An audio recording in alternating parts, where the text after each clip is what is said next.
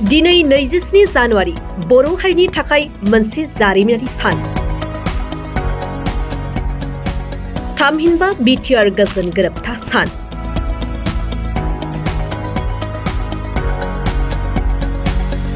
दुलाराय बर' फरायसा आफादनि बानजायनायाव फालिदों बिटिआर गोजोन गोरोबथा सान।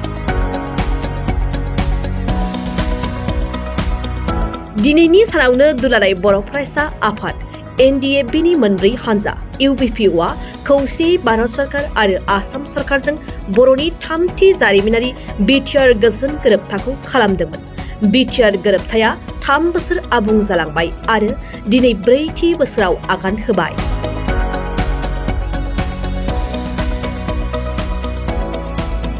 बेनिनो दिनै दुलाराय बर' फरायसा आफादनि बानजायनायाव बिटिआर गोजोन गोरोबथा सानखौ सानसेनि हाबाफारिजों फालिनाय जादों।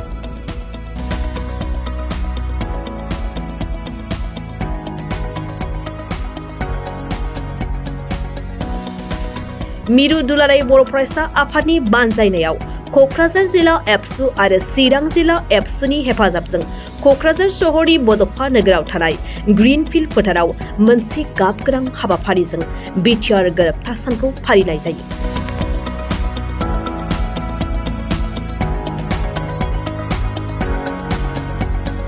बिटिआर गोरोबथा सान फालिनाय हाबाफारि बायदियै दिनै फुंबिलिनि समाव दतमानि थुलुंगाफुरियाव थानाय बड'फा उपेन्द्रनाथ ब्रह्मनि मांखरसालियाव बिबार बावहैनायनि उनाव क'क्राझार सहराव मोनसे गोजोननि हानजा सोरनाय हाबाफारि लायो।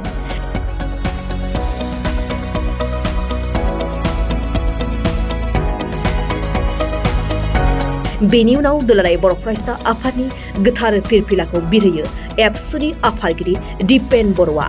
बड'फा उपेन्द्रनाथ ब्रह्मनि सावगारियाव मान बाउजेनो बर' थुनलाइ आफादनि आफादगिरि डक्टर सुरत नार्जारि आरो मुंख्लंफोरनो मान बाउजेनो बड'लेण्ड मुलुगसोलोंसालिनि रेजिस्ट्रार डक्टर सुबुं बसुमतारिया। सानजौफु समाव मोनसे गेवलां मेल खुंनाय जायो।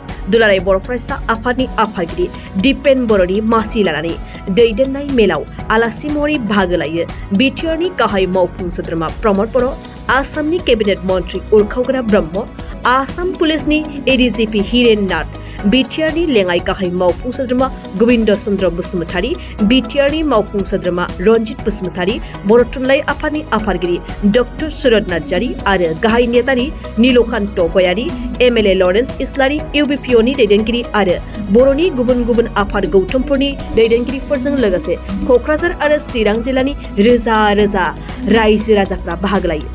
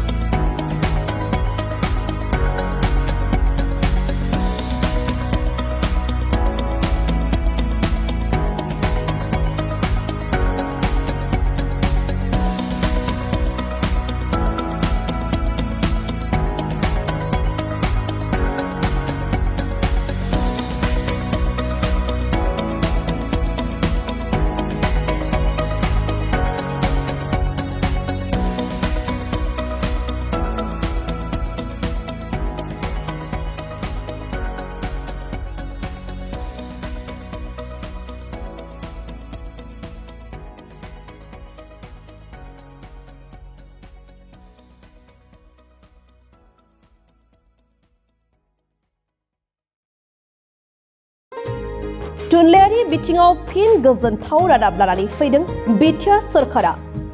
गोजोननि नोगोर क'क्राझाराव फिन खुंजानो थांगासिनो थामथि थुनलाइयारि फोरबो। सोलिफु जानुवारि दाननि फैगौ 27, 28 आरो 29 जानुवारियाव सानथामनि हाबाफारिजों खुंजागोन थामथि क'क्राझार लिटारेरि फेस्टिभेल एबा थामथि क'क्राझार थुनलाइयारि फोरबो। बिटिआर सरकारनि बानजायनायाव सिगां बोसोरफोराव खुंबोनाय बायदिनो देग्लायबो बिटिआरनि गाहाय राजथावनि गोजोननि नोगोर क'क्राझारनि सान्दामारियाव थानाय बड'फा कालचारेल कमप्लेक्सआव सानथामनि हाबाफारिजों खुंनो लादों थामथि क'क्राझार लिटारेरि फेस्टिभेलखौ।